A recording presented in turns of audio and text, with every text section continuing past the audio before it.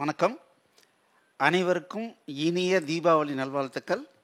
So நிறைய பேர் வந்து சார் ஒரு வீடியோ போடுங்க, ரொம்ப நாள் ஆச்சு, சும்மா பேசலாம் வாங்களோ, ஏதாவது ஒரு பேசுங்க சார் அப்படின்னு சொல்லி ஒரு அன்பு கட்டளை கொடுத்துக்கிட்டே இருந்தாங்க. பட் நமக்கு அதுக்குண்டான டைம் கிடைக்கவே இல்லை.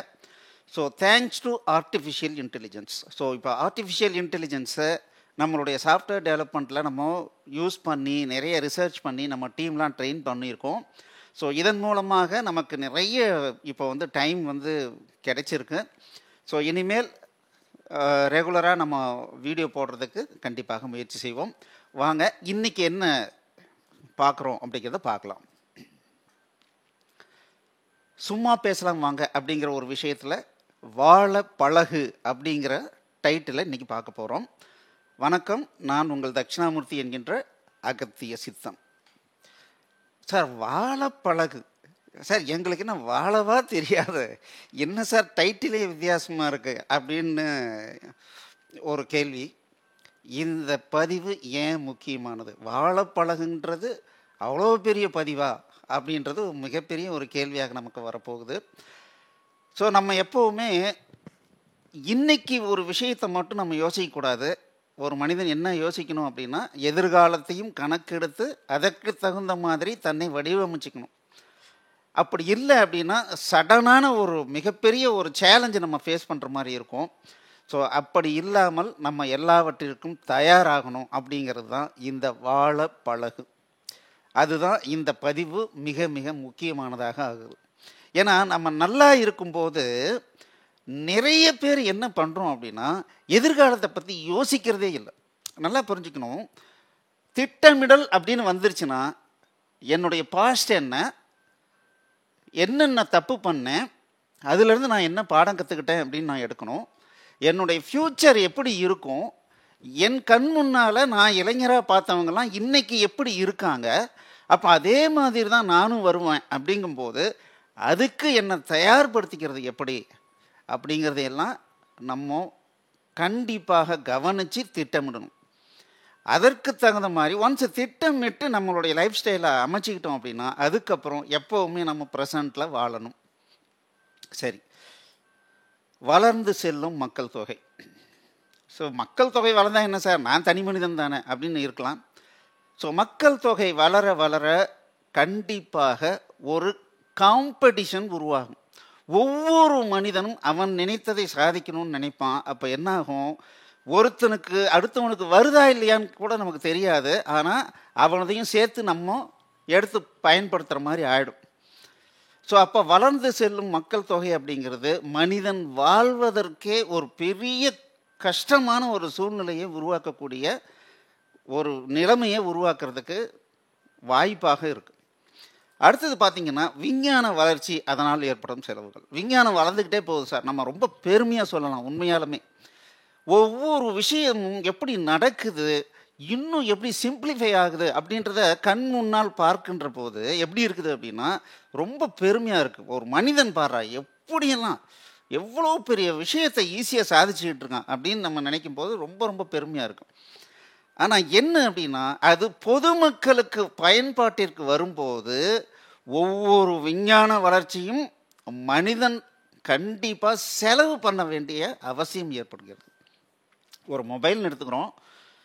ஒரு மொபைல் ஆரம்ப காலத்தில் ஒரு மொபைல் வந்துச்சு, இன்றைக்கி அந்த மொபைலையே நம்ம யூஸ் பண்ணுறதில்ல. அது நல்லா இருந்தால் கூட அதை யூஸ் பண்ண முடியாத நிலைமைக்கு நம்ம தள்ளப்படுறோம்.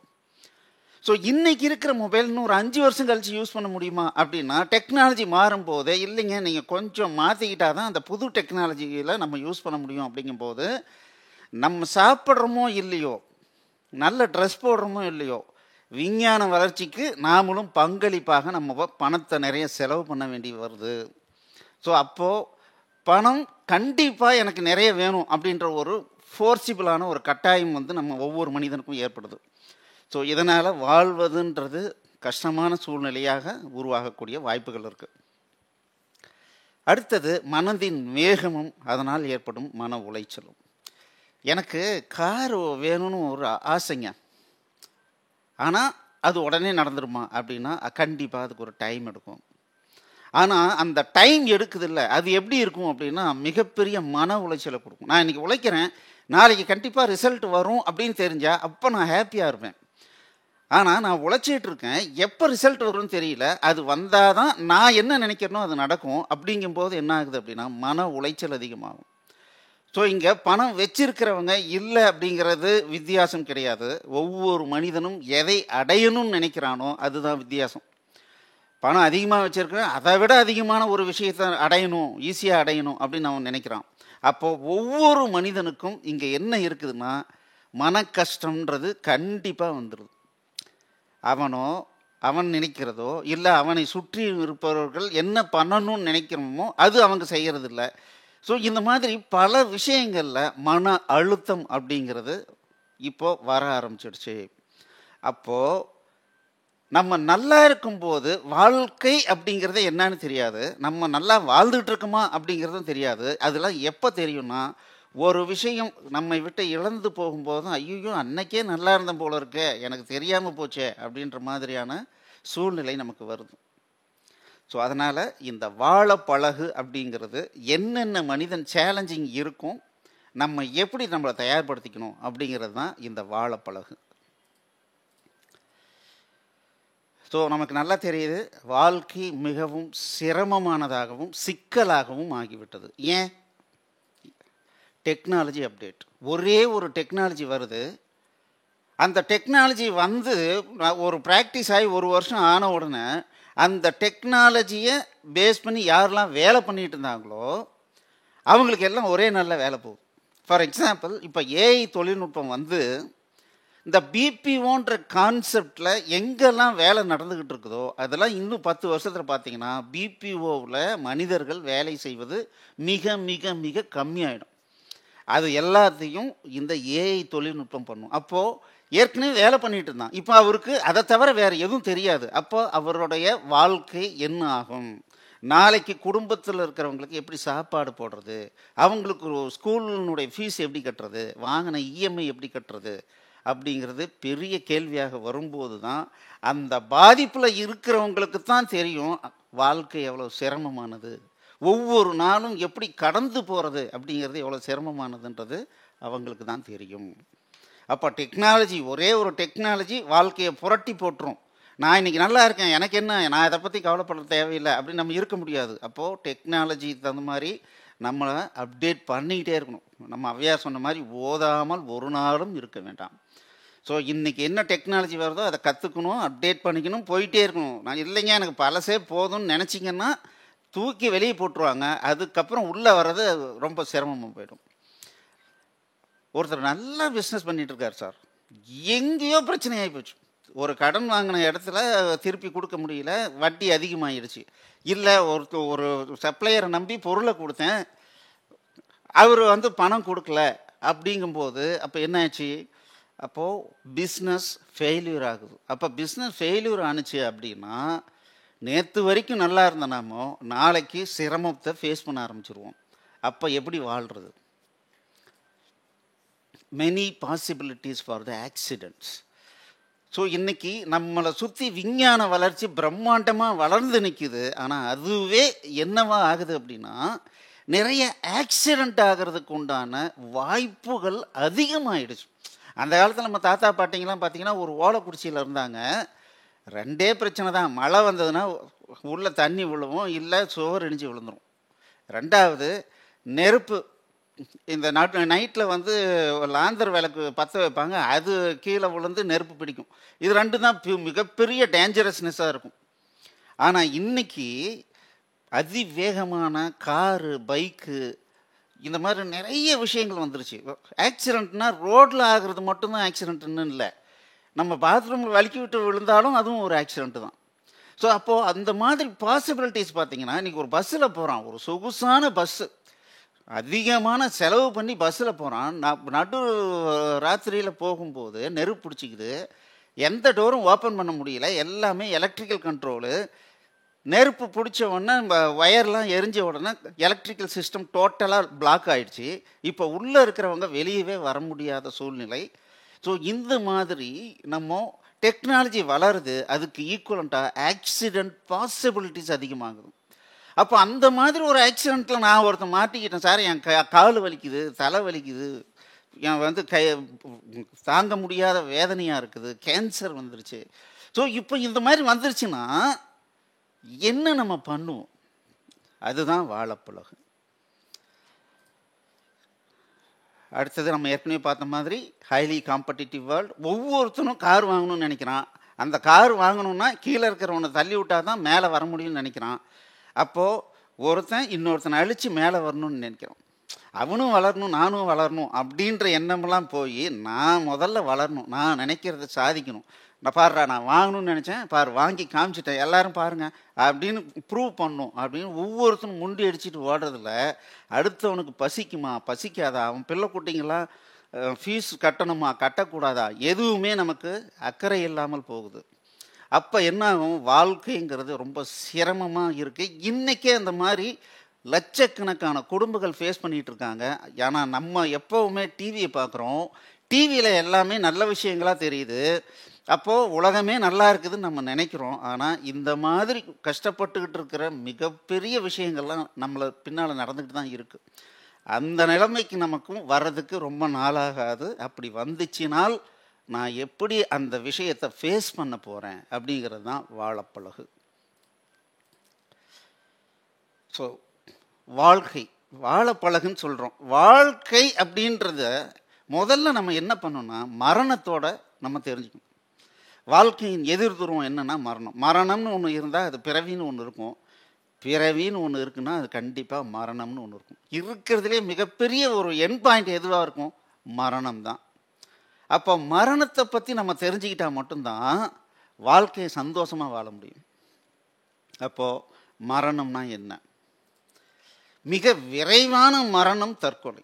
ஸோ இன்னைக்கு நடக்கிற காம்படிஷனில் இந்த ஆன்லைனில் ஒரு 50,000 கடனை வாங்கிடுறாங்க, அதை கட்ட முடியல. அவன் டெய்லி 10 முறை ஃபோன் பண்ணி கொடுக்குறியா கொடுக்க மாட்டியான்னு பேசும்போது கையில் காசும் இல்லைங்கும்போது ஈஸியான ஒரு முடிவு எடுக்கிறான், தற்கொலை பண்ணிக்கிறான்.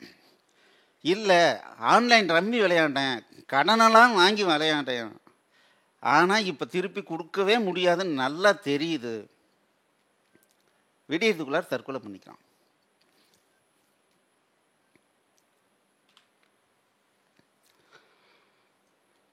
ஸோ அப்போது மிக விரைவான மரணம் அப்படிங்கிறது தற்கொலையாக இருக்குது. ஸோ நிறைய பேர் இன்னைக்கு எதுக்கு நம்ம வாழணும், பேசாமல் இறந்துட்டா என்ன அப்படின்ற ஒரு சூழ்நிலை உருவாகும். சரி, தற்கொலை சரியா? சார் கடனை வாங்கினேன், திருப்பி கொடுக்க முடியாதுன்னு தெரியுது, டார்ச்சர் ஜாஸ்தி ஆகிடுச்சு, நான் தற்கொலை பண்ணிட்டா என்ன, அதனால் என்ன பிரச்சனை வந்துடும் சொல்கிறீங்க? நம்ம தெரிஞ்சுக்கணும்.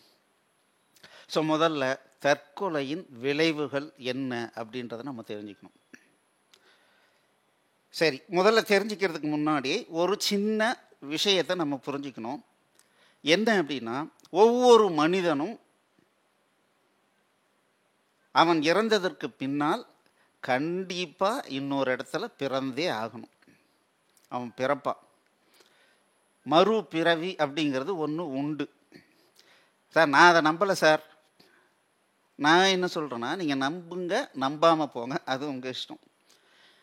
நம்பினால் சில நல்ல விளைவுகள் இருக்குது, நல்ல விஷயங்கள் இருக்குது, அதுக்காக நம்புங்க.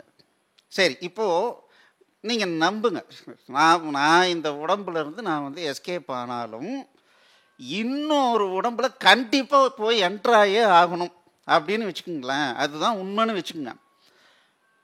அப்படி இருக்கும்போது அப்போ நான் இங்கேருந்து எஸ்கேப் ஆகிட்டேன், இன்னொரு உடம்புக்குள்ளார போகிறேன், இதனுடைய கண்டினியூட்டி அங்கே போகுமானா கண்டிப்பாக போகும்.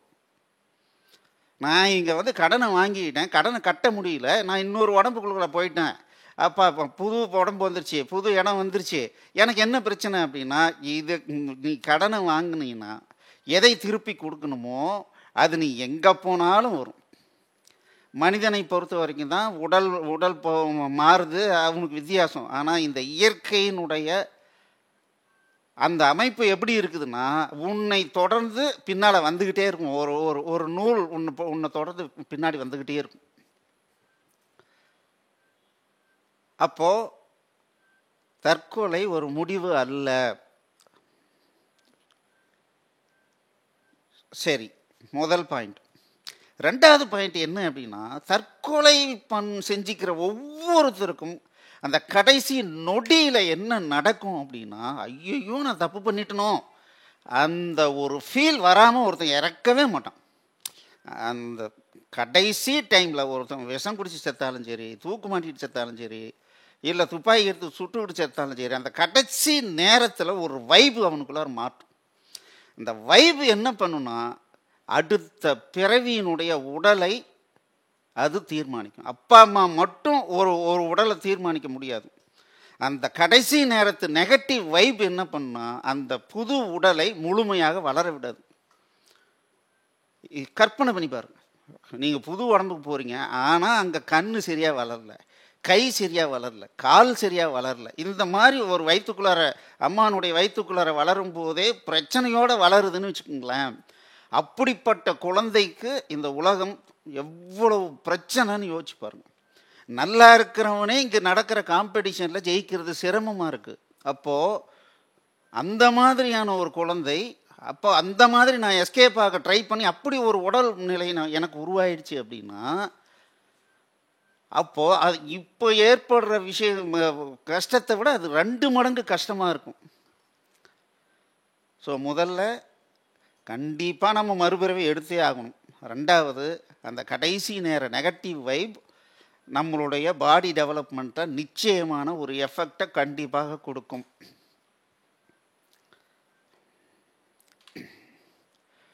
மூணாவது, சார் நான் ஏன் சார் இன்னொரு மனுஷனாக பிறக்கணும்? நான் ஒரு மரமாக பிறந்துட்டேன்னா நான் பாட்டு ஜாலியாக வளர போகிறேன். ஒரு 1000 வருஷம் இருக்க போகிறேன், இல்லை 100 வருஷம் இருக்க போகிறேன். அந்த மாதிரி ஒரு மரம் செடி கொடியாவோ, ஒரு மீனாவோ, ஒரு முயலாவோ, ஒரு மானாவோ எங்கேயாவது இருந்துட்டு போகிறேனே அப்படின்னா, நல்லா புரிஞ்சுக்கணும், நம்ம ஒரு விதை. இந்த உயிர் அப்படிங்கிறது ஒரு விதை. இந்த உயிர் அப்படின்ற விதை பார்த்திங்கன்னா வளர்ச்சி அடைஞ்சிருச்சு.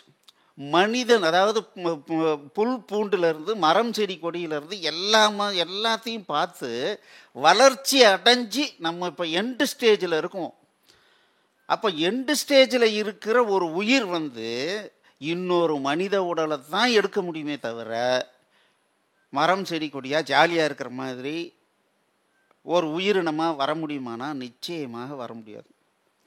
அப்போது எனக்கு கஷ்டமாக இருக்குது, இந்த வாழ்க்கையே வேண்டாம் அப்படின்னு நான் இந்த வாழ்க்கையை வாழாமல் முடிச்சிக்கிறேன்னு வச்சுக்கோங்களேன், அதனுடைய விளைவு கொடூரமானதாக இருக்கும். அது இதை விட பாதிப்பு அதிகமாக இருக்கும். அங்கே நம்ம எஸ்கேப்பே ஆக முடியாத ஒரு இடத்துல நல்லா மாட்டிக்குவோம். இன்றைக்கி எத்தனையோ பேர் நம்ம புலம்புவோம், ஐயோ நான் யாருக்குமே நான் இந்த பிறவியில் கெடுதலே செஞ்சது இல்லையே அப்படின்னா, நம்ம இந்த மாதிரி ஒரு விஷயம் நடக்கும்போது நம்ம புரிஞ்சிக்கணும், என்னவோ நான் தான் விதைச்சிருக்கேன், நான் தான் தப்பு பண்ணியிருக்கேன், அதுதான் இன்றைக்கி எனக்கு கண்டினியூ ஆகுதுன்னு நினச்சோன்னா நம்ம அதிலிருந்து சீக்கிரம் விடுதலை ஆகிடும்.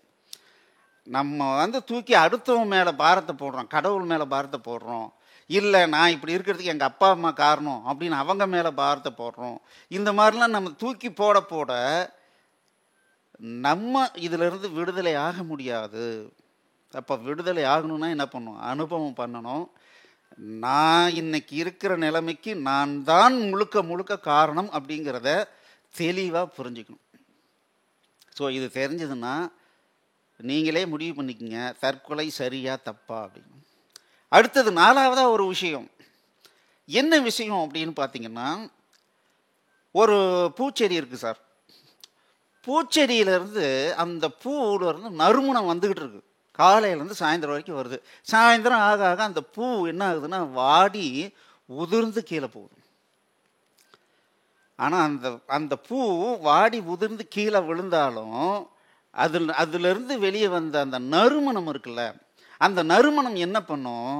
காற்று வர திசையில் அப்படியே பரவிட்டு போகும்ல. பூ விழுந்துருச்சு, ஆனால் அதுலேருந்து வந்த நறுமணம் முடிவு இல்லாமல் கொஞ்சம் தூரம் அப்படியே போகுது. அதே மாதிரி தான் இந்த உடலை விட்டு நான் எஸ்கேப் ஆகிறேன்னு சொல்லி இந்த உடலை இங்கே விட்டுட்டு நான் போகலாம். ஆனால் இந்த உயிரோடு சேர்ந்து இருக்கிற இந்த மனம் அப்படிங்கிற ஒரு விஷயம் இருக்குல்ல, அதில் இருக்கிற விஷயங்கள் கரையாது.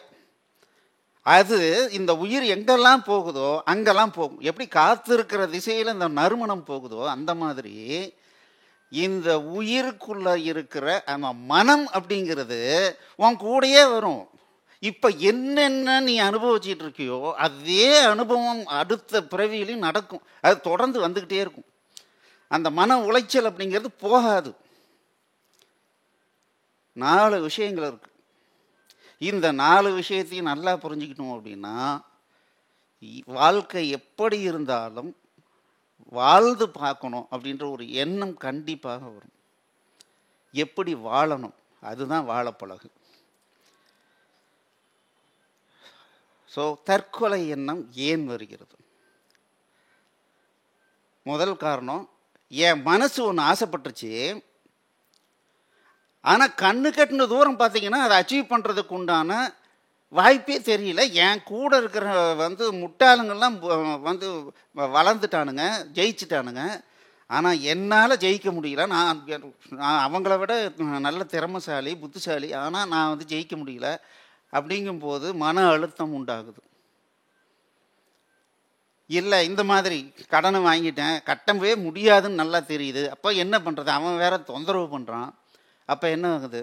தற்கொலை எண்ணம் வருது. ஸோ இப்போது தற்கொலை எண்ணம் அப்படிங்கிறதுக்கு பேஸ் எங்கே இருந்ததுன்னு பார்த்தீங்கன்னா மனம் அப்படிங்கிறது தான் ரொம்ப பேஸாக இருக்குது. நம்மளை தூங்க விட மாட்டேங்குது.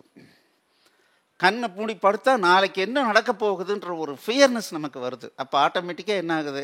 நம்ம எஸ்கேப் ஆகலாம் அப்படிங்கிற ஒரு எண்ணம் வருது. அப்போது தற்கொலை வாழ வேண்டாம் அப்படின்னு சொல்கிறதும் யார் அப்படின்னா நம்மளுடைய மனமாக இருக்கிறது. ஸோ இதிலேருந்து என்ன தெரிஞ்சுக்கணும்னா மனமே தற்கொலைக்கு காரணம். மனமே வாழ்வின் எதிர் திசைக்கு வழிகாட்டியாக அமைது. அதே மனசான்னு சொன்னிச்சு, இந்த கார் மட்டும் இருந்தால் எப்படி இருக்குன்னு யோசிச்சு பாடுறா, சூப்பராக இருக்குண்டான்னு சொன்னிச்சு.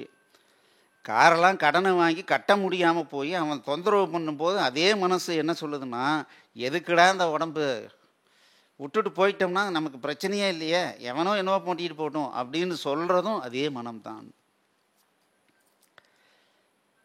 அப்போ தற்கொலை பண்ணணும்னா உண்மையாலுமே என்ன பண்ணணும் அப்படின்னா மனதை கொலை செய்யணும்.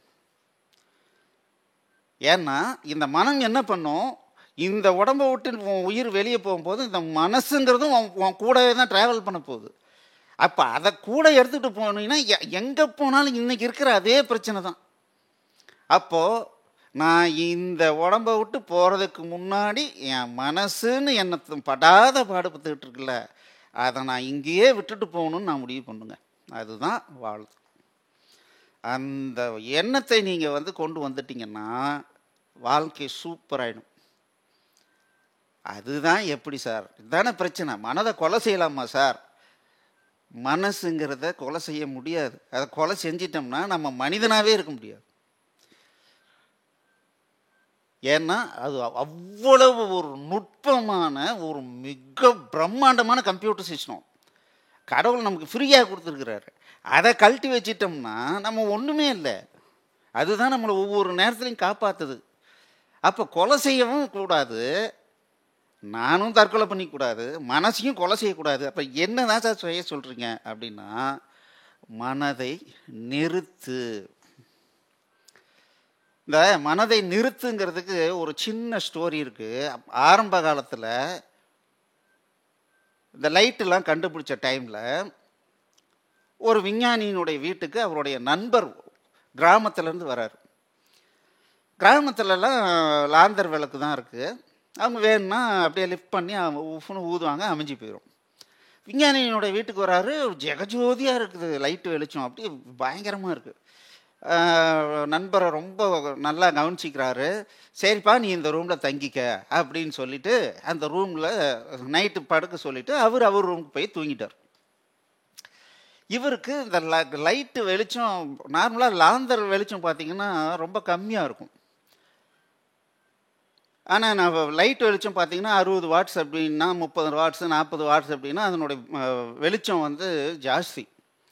அப்போ என்ன ஆகுது, அவருக்கு அதில் பழக்கம் இல்லாததுனால அந்த கிராமத்துலேருந்து வந்தவர் என்ன பண்ணுறாருனா, இதை அமைச்சிட்டா நமக்கு நல்லா தூக்கம் வரும்னு சொல்லிட்டு ஒரு சேர் போட்டு உக்காந்து அந்த லைட்டை பிடிச்சி உஃப்னு ஊதுறாரு. லைட் ஆஃப் ஆகவே மாட்டேங்குது. எங்கே பார்த்தாலும் ஓட்டையே தெரியல. ஏதாவது ஓட்டை இருந்ததுன்னா அந்த பக்கம் ஊதலான்னு பார்த்தோம்னா அங்கே ஓட்டையே இல்லை. இவர் விடிய விடிய ட்ரை பண்ணிட்டாரு. கேட்கறதுக்கும் கூச்சமாக இருக்குது, நம்மளை முட்டாள்னு சொல்லிட்டா என்ன பண்ணுறது அப்படின்ட்டு. காலையில் வராரு, அந்த விஞ்ஞானி வந்து பார்க்குறாரு, நண்பனுடைய முகத்தில் அப்படியே தூங்காத ஒரு மூஞ்சி எப்படி இருக்கும், அவ்வளோ ஒரு களைப்போடு இருக்குது. ஏப்பா நீ நைட்லாம் தூங்குனியா இல்லையா அப்படின்னாரு. நண்பா நான் தூங்கவே இல்லை, ஆனால் நான் உங்ககிட்ட இப்போ நான் கேட்டே ஆகணும், ஏன்னா இன்னும் 2-3 நாள் நான் இங்கே தங்க வேண்டி இருக்குது. அதனால் நான் இப்படியெல்லாம் முழிச்சிக்கிட்டே இருக்கிறது கஷ்டம். இந்த லைட்டை எப்படிப்பா ஆஃப் பண்ணுறது, இந்த லைட்டு வெளிச்சம் வந்துக்கிட்டே இருக்குதே, நானும் எவ்வளவோ ஊதி பார்த்துட்டேன், அமைய மாட்டேங்குதுப்பானார். அடப்பாவி இதை நீ நேற்றே கேட்டுருக்கலாமேடா அப்படின்னு சொல்லி கூட்டிகிட்டு போய் இந்த செவுத்தில் ஒரு சுவிட்ச் இருந்துச்சு, அதை டொப்புன்னு ஆஃப் பண்ணோன்னே லைட் ஆஃப் ஆச்சு. அடாடா இவ்வளோ ஈஸியாக அதை லைட்டை ஆஃப் பண்ணுறது, இது தெரியாமையா நான் வந்து இவ்வளோ கஷ்டப்பட்டேன். யோசிச்சு பாருங்க, லைட்டு எரியுது, அதை நிறுத்துறதுக்கு ஒரு எளிமையான ஒரு வழி இருக்கு. ஆனால் அவராக முயற்சி பண்ணியிருந்தா இன்னும் 10 நாள் ஆயிருந்தாலும் கண்டுபிடிச்சிருக்க மாட்டார். ஏன்னா அவருக்கு அது தெரியாது, அந்த இந்த சுவிட்சுக்கும் அதுக்கும் கனெக்ஷன் இருக்குதுன்னு அவருக்கு எப்படி தெரியும். இதே நிலைமை தான் நமக்கும். இப்போ என்னன்னா, நம்மளுடைய மனசுங்கிறது எப்படி ஆயிடுச்சுன்னா ஒரு டிவி போட்டி மாதிரி ஆயிடுச்சு. டிவி போட்டி ஆனில் இருக்கு, அது பாட்டில் பல நிகழ்ச்சிகள் ஓடிக்கிட்டே இருக்குது, நடுவில் விளம்பரம் வருது, எல்லாமே ஓடிக்கிட்டு இருக்குது. சரி ஓகே நான் தூங்கணும்பா அப்படின்னு சொல்லி நான் அதை ஆஃப் பண்ண முடியுமானா எனக்கு தெரிய மாட்டேங்குது. இப்போ பிரச்சனையே அதுதான். எப்படி அந்த கிராமத்திலேருந்து வந்தவர் லைட் ஆஃப் பண்ண தெரியாமல் உட்காந்துருந்தாரோ அந்த மாதிரி இப்போ நம்ம நிலைமை எப்படி ஆயிடுச்சு அப்படின்னா, இந்த மைண்டு ஒரு டிவி பெட்டி மாதிரி ஓடிக்கிட்டே இருக்குது, எனக்கு அது நிறுத்த தெரியல. இப்போ எப்படி ஆயிட்டேன் அப்படின்னா, அது ஓடும், அதை மீறி நான் எப்போவாவது தூங்குனா தூங்குவேன். எப்போ எழுந்திருக்கிறனோ மறுபடியும் என்ன ஆகுது, அது டிவி பெட்டி ஓடிக்கிட்டே இருக்குது, விளம்பரம் வருது, காட்சிகள் மாறுது, ஆள் மாறுது, கலர் மாறுது, எல்லாம் மாறிக்கிட்டே இருக்குது. இப்போ என்ன பண்ணோம், டிவி பெட்டி உடைக்கணுமா இல்லை அதை வேணுங்கிறப்ப உபயோகப்படுத்த தெரிஞ்சுக்கணுமா? கண்டிப்பாக நமக்கு தெரியும், வேணுங்கிற போது உபயோகப்படுத்த தெரியணும். இந்த மனசுங்கிறதையும் என்ன பண்ணும், எப்படி அப்படி சுவிட்சை ஆஃப் பண்ணி நான் எப்படி ஸ்டாப் பண்ணுறது அப்படின்னு தெரியணும், அவ்வளோதான். அது தெரிஞ்சிருச்சுன்னா வாழ்க்கை வித்தியாசமானதாக ஆகிடும்.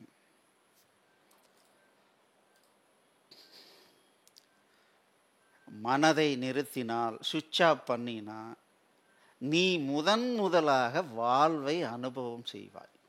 யோசிச்சு பாருங்க, அது பாட்டில் கத்திக்கிட்டு இருக்கு, இப்போ ஒரு சுவிட்சை ஆஃப் பண்ணுறீங்க.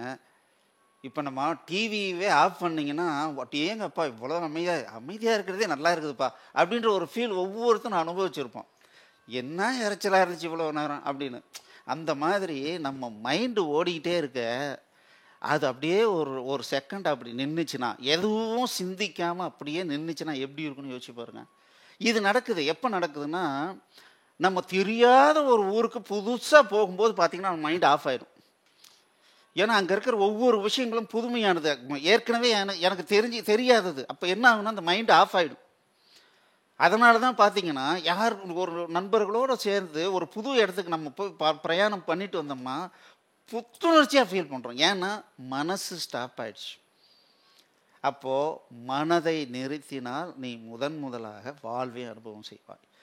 என்ன விஷயம் தெரிஞ்சிருச்சுன்னா, இந்த உயிரோட அந்த மனசுங்கிறது ட்ராவல் ஆகவே ஆகணும், அது உன்னை விட்டு பிரியவே பிரியாது. அப்படின்னா என்ன பண்ணும், அவ்வளோ மிக உயர்ந்த தொழில்நுட்பம் உள்ள இந்த மனசை வேணுங்கிறப்ப நிறுத்தணும், எனக்கு உபயோகப்படணுங்கும் போது ஆன் பண்ணி யூஸ் பண்ணிக்கணும். இது மட்டும் எனக்கு தெரிஞ்சிருச்சுன்னா போதுங்க, எப்பேற்பட்ட கஷ்டத்தையும் நம்ம வாழ்ந்து விட முடியும்.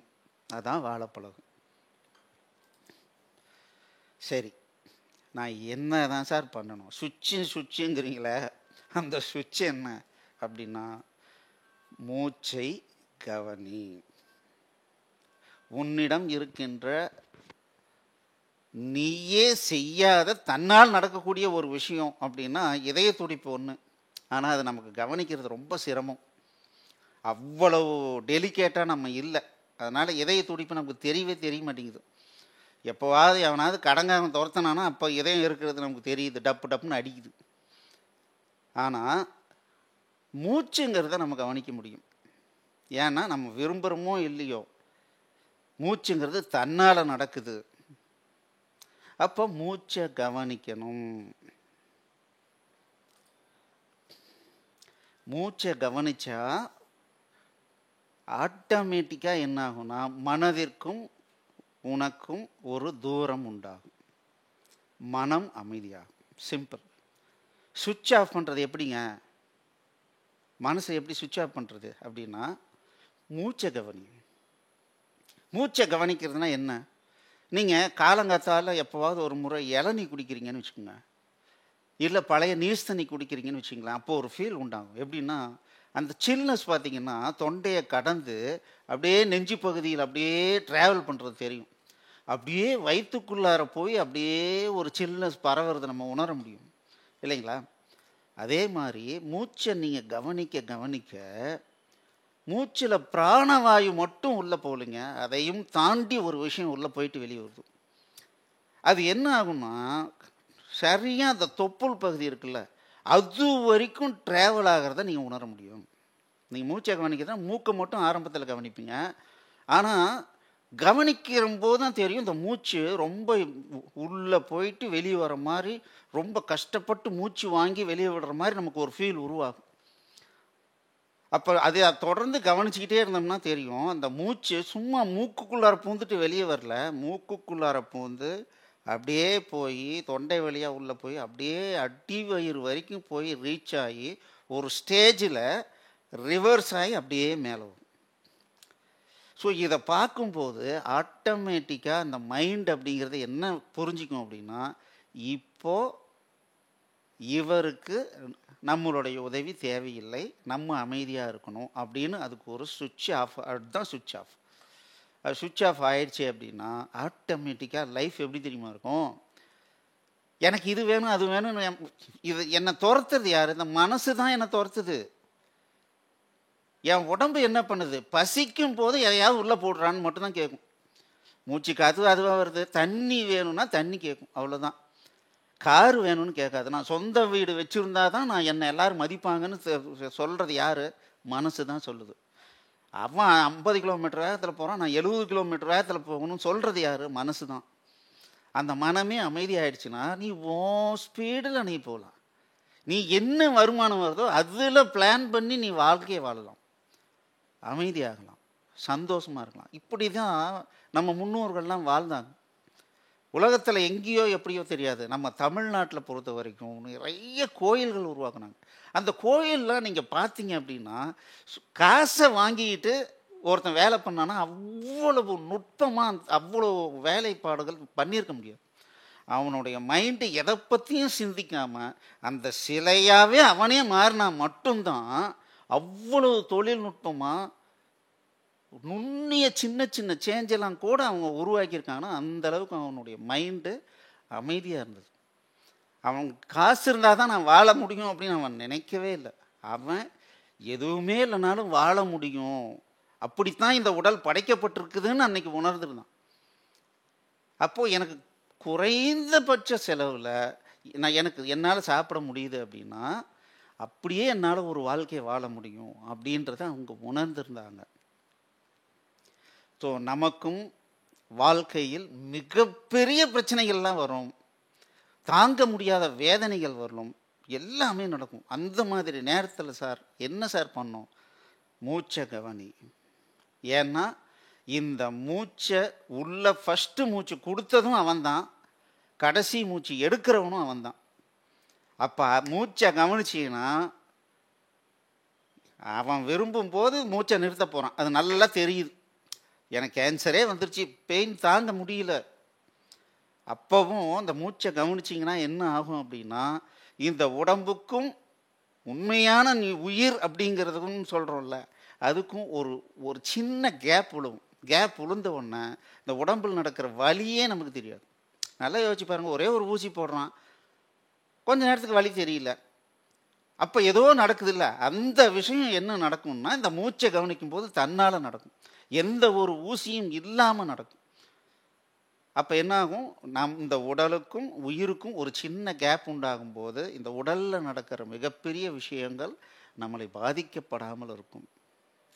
அந்த சிச்சுவேஷனில் கடைசி மூச்சு வெளியே வரும்போது இந்த மனம் எப்படி நான் எப்படியும் இன்னொரு உடம்புக்கு தான் போகிறேன்.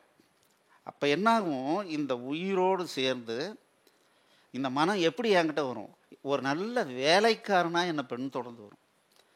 அப்போ நான் அமைதியாக இருப்பேன். அப்போ எனக்கு கிடைக்கிற உடலும் முழுமையானதாக கிடைக்கும், மிக அறிவுபூர்வமானதாக இருக்கும்.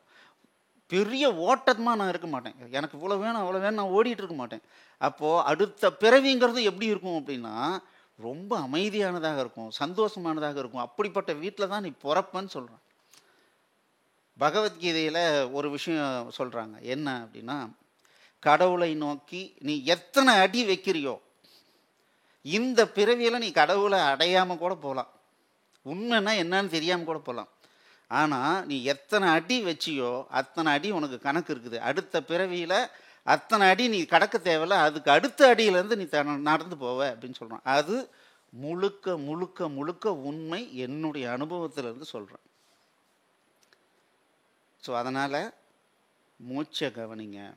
எப்போல்லாம் ரொம்ப மைண்டு ஓடுது, டிவி போட்டி மாதிரி அது பாட்டு ஓடிக்கிட்டே இருக்குது அப்படின்னா அது பாட்டில் ஒரு பக்கம் ஓடிட்டு அதை நிறுத்த முடியாது. ஆனால் மூச்சை கவனிங்க, ஆட்டோமேட்டிக்காக அது நின்று போயிடும். இது நடக்கும். மூச்சை கவனித்தால் வாழ்க்கையை வாழ்ந்து விடலாம். எவ்வளவு பெரிய கஷ்டமான வாழ்க்கையையும் நம்மளால் வாழ முடியும். இதை தான் நம்ம என்ன பண்ணுவோம், நமக்கும் நம்ம நண்பர்களுக்கும் நம்மளுடைய குடும்பத்தில் உள்ளவர்களுக்கும் எல்லாருக்கும் சொல்லி கொடுக்க வேண்டிய முக்கியமான பாடம் இந்த மூச்சை கவனிக்கிறது தான். வாழ பழகுது. இது இப்படி பண்ணோம்னா உங்களுடைய வாழ்க்கையே அர்த்தமே மாறி போயிடும். ஓகே. ஸோ என்னுடைய நண்பர் பார்த்தீங்கன்னா திருப்பூரில் இருக்கார், கார்த்திகேயன்னு பேர். ஸோ அவர் ஒரு மிகப்பெரிய ஒரு விஷயத்தை பண்ணிகிட்ருக்காருங்க. என்ன அப்படின்னா, நம்ம பார்த்தோம் இல்லைங்களா சார், இன்னைக்கு நம்ம பார்க்குற பிச்சைக்காரங்கள்லாம் ஏதோ பிச்சைக்காரங்களாக பிறக்கல, வானத்துலேருந்து பிறக்கல. அவர் ஒரு பிஸ்னஸ் மேனாக இருந்திருப்பார், அவர் மிகப்பெரிய சரிவை நோக்கி வந்திருப்பார், அவர் இன்றைக்கி சாப்பாடு இல்லாமல் இருப்பார். ஒரு அம்மா பணம் நிறைய இருக்குது, ஒரு கவர்மெண்ட் டீச்சராக இருந்து ரிட்டையர்மெண்ட் ஆகிட்டாங்க சார், அவங்க ஆனால் தனியாக இருக்காங்க. ஒரு ஆளுக்காக நான் எப்படி சார் சமைக்கிறது, எனக்கு ஒரு வேளை சாப்பாடு போட்டாலும் ஒரு நல்ல சாப்பாடாக கொடுத்தா போதும் அப்படின்ற ஒரு நிலைமையில் இருக்காங்க. ஸோ இந்த மாதிரி ஆளுங்களையெல்லாம் தேடி தேடி போய் அவங்களுக்கு ஒரு சாதாரண சாப்பாடாக கொடுக்காம அது ஒரு மிகப்பெரிய பிரசாதமாக அதை கொடுக்குது. எப்படி பிரசாதம்னா எப்படி தெரியுங்களா, இது பிச்சை கிடையாது, நம்ம பிச்சைக்காரனை உருவாக்குறது கிடையாது. ஒரு பிச்சைக்காரனுக்கு எதெல்லாம் அவன் ஏதோ தெரிஞ்சோ தெரியாமல் பண்ண கர்மா இருக்குல்ல, அந்த கர்மாவை முடிச்சு கட்டி அவனை நல்ல வழியில் இழுத்துட்டு வர்ற மாதிரியான ஒரு விஷயந்தான் என்னன்னா இந்த பிரசாதம். இந்த பிரசாதத்தை எப்படி தெரியுங்களா, ஒரு சின்ன குழந்தைங்கள்லேருந்து வயசானவங்கள்லேருந்து எல்லாரும் சேர்ந்து இதை ஒரு பிரசாதமாக, ஒரு சாப்பாடு ஒரு பிச்சைக்காரனுக்கு போடுறேன் அப்படி இல்லாமல் பிரசாதமாக மாற்றி தினமும் கொடுத்துட்ருக்காங்க. ஸோ இதில் என்னுடைய ஒரு பங்கு இருக்குது. நான் என்ன பண்ணுறேன் அப்படின்னா, எங்கள் அம்மா எங்கள் அம்மா உயிரோடு இருந்தால் நான் மாதம் 5000 ரூபா செலவு பண்ண மாட்டேன்னா, எங்கள் அப்பா உயிரோடு இருந்தேன்னா மாதம் 5000 ரூபா செலவு பண்ண மாட்டோமா. நான் என்ன பண்ணுறேன்னா மாதம் 10,000 ரூபா, இதை ஒரு சேலஞ்சிங்காக நான் பண்ணுறேன். எங்கள் அம்மா அப்பாவுக்கு 10,000 ரூபா நான் கொடுக்கணும்ப்பா. இப்போ என்கிட்ட இல்லை, அவங்க இல்லை, உயிரோடு இல்லை, இருந்தாங்கன்னா நான் கொடுப்பேன்ல. ஏன்னா என் மைண்டு சொல்லுது, டேய் அந்த பணத்தெல்லாம் சேர்த்திங்கன்னா கார் வாங்கலாங்குது. நான் என்ன சொல்கிறேன், இன்றைக்கி சாப்பாட்டுக்கே வழி இல்லாத எங்கள் அப்பா அம்மா கிடக்கும் போது நான் கார் வாங்குவேனா? அப்போது அவங்களுக்கு போக மீதி அதுக்கு மேலே நீ சேவிக்குங்கன்னு அதில் ஒரு கார் வாங்க, அதுதான் சந்தோஷம். ஸோ மாதம் நான் இப்போ என்ன பண்ணுறேன்னா 10,000 ரூபா இந்த ஒர்க்குக்காக கொடுக்குறேன். ஸோ இவர் என்ன பண்ணுறாருன்னா, ஒன்றும் இல்லை, இப்போ இந்த படம் பார்க்குறீங்க, அந்த இலையை இருக்குல்ல, இந்த இலையை ஒருத்தர்கிட்ட இருந்து வாங்குறாரு. அங்கே அந்த இலை கட்டுறதுக்கு ஒரு நியூஸ் பேப்பர் யூஸ் பண்ணுறாங்க, அதை ஒருத்தர்கிட்ட இருந்து நன்கொடையாக வாங்குறாரு. இதை மடிக்கிறதுக்கு சமையல் செய்கிறதுக்கு ஒருத்தர் வராங்க, இந்த சமையலை மடிக்கிறதுக்கு நிறைய டிவோட்டிஸ் வராங்க, ஃப்ரீயாக பண்ணி கொடுக்குறாங்க. நம்ம பண்ண வேண்டியதுலாம் என்னென்னா, உணவுப் பொருட்களுக்கு ஒரு ஆளுக்கு சாப்பாட்டுக்கு இவருடைய கணக்குப்படி 10 ரூபா இருந்தால் போதும். ஒரு வேளை சாப்பிட்டாவே அவங்க மற்ற 2 வேளை சாப்பாடு இல்லைன்னா கூட பரவாயில்லைங்க, இது சாப்பிட்டா அவ்வளோ நல்லா இருக்குது, நான் ஆரோக்கியமாக ஃபீல் பண்ணுறேன், என் மனசு நிம்மதியாக இருக்குது, சந்தோஷமாக இருக்குது அப்படின்னு சொல்கிறாங்க. ஸோ இவருடைய நம்பரை நீங்கள் கால் பண்ணுங்கள், அவர்கிட்ட பேசுங்க. உங்களுக்கு விருப்பம் இருந்தால் இதை ஒரு ஒரு தொடர்ச்சியான ஒரு சேலஞ்சிங்காக நம்ம எடுத்துக்கணும். நான் இன்றைக்கி ஆரம்பிக்கிறேன், நான் மாதம் 500 ரூபா கொடுக்குறேன் அப்படின்னு நான் முடிவு பண்ணிக்கிட்டேன்னு வச்சுங்களேன், நான் உயிரோடு இருக்கிற வரைக்கும் 500 ரூபா மாதம் மாதம் கொடுப்பா. அதை ஒரு எனக்காக நான் செலவு பண்ணுறதா நினச்சி நான் செலவு பண்ணணும் அப்படின்னு அதை விடாமல் பண்ணணும். அப்படி பண்ணிங்கனால் நிறைய நன்மைகள் இருக்குது. அதை பற்றி நான் அடுத்த வீடியோ ஒன்று போட போகிறேன். தர்மம் எப்படி தலை காக்கும் அப்படின்றத ஒரு வீடியோ போட போகிறேன். இப்போ இந்த வீடியோவை கொஞ்சம் பார்ப்போம்.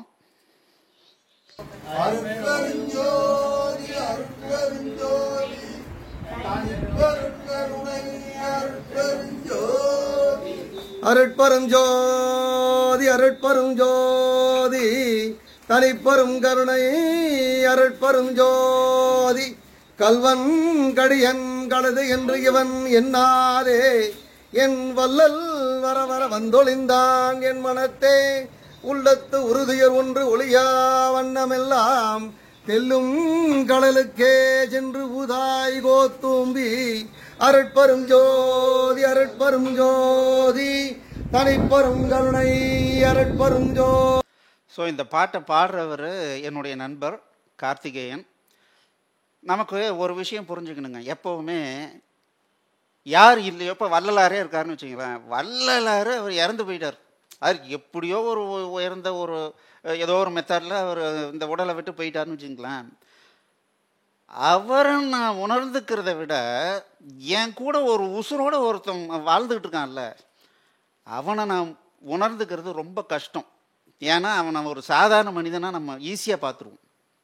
ஆனால் என்னுடைய நண்பன், அதாவது ஒவ்வொரு நாளும் அவர் சாப்பிட்றாரோ இல்லையோ இவங்களுக்கெல்லாம் சாப்பாடு போட்டுட்டு அதுக்கப்புறம் வீட்டுக்கு போய் தான் அவர் சாப்பிட்றாருன்னு வச்சுக்கோங்க.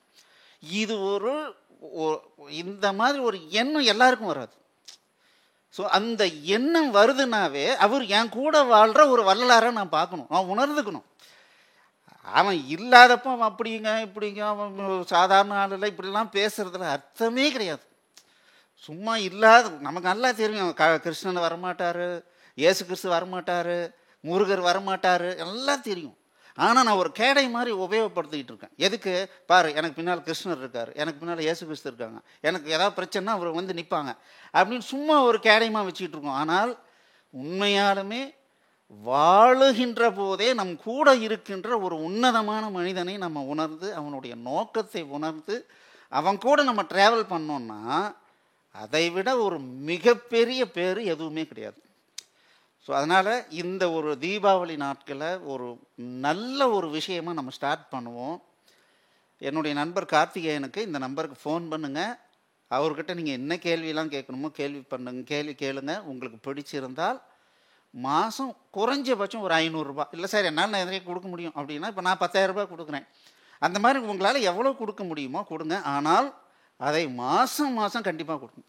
சரி, ஏன் சார் மாதம் மாதம் கொடுக்கணும், நான் ஒரு 10 லட்சம் ஒட்டுக்காக கொடுக்கட்டும், இந்த மாதிரி ஒட்டுக்காக பணத்தை கொடுத்து தயவு செய்து யாரையும் கெடுத்து குட்டிச்சவராக்கிறாரு. இந்த பணம் அப்படிங்கிறது ஒரு ஒரு நல்ல மனிதனையும் கெட்டவனாக்கும். மாதம் மாதம் ஒரு அமௌண்ட்டை கான்ட்ரிபியூட் பண்ணும்போது அவர் அதுக்குள்ளார தான் சிந்திக்க முடியும். அப்போ அவர் கெட்டு போகாமல் இருக்கிறதுக்கு உண்டான வாய்ப்புகள் நிறைய இருக்குது. ஏன்டா பணம் நிறைய இருக்குதுங்க அப்படின்னு கொண்டு போய் 1 கோடி ரூபா கொடுத்தோம்னா அவர் மைண்டு கொலாப்ஸ் ஆகிடும். நான் பெருசாக நான் பண்ணுறேன்னு பல விதங்களில் ஏதோ பண்ணுவாங்க. அப்போ தப்பு நடக்கிறதுக்கு உண்டான வாய்ப்பை நம்மளே உருவாக்கக்கூடாது. அப்புறம் அவர் என்னை ஏமாற்றிட்டாரு அப்படின்னு நம்ம சொல்லக்கூடாது. நம்ம தான் புத்திசாலித்தனமாக இருக்கணும். குறைந்த அமௌண்ட்டை ஆனால் தொடர்ந்து தானம் செய்யுங்க. இதனால் மிகப்பெரிய நன்மைகள் கண்டிப்பாக நடக்கும். சயின்டிஃபிக்கலாக ப்ரூவ் பண்ண முடியும். அதை நம்ம அடுத்த வீடியோவில் கண்டிப்பாக பார்க்கலாம். ஸோ இந்த தீபாவளி திருநாளில் எல்லோரும் சேஃபாக தீபாவளி கொண்டாடுங்க. All the best. தேங்க்யூ.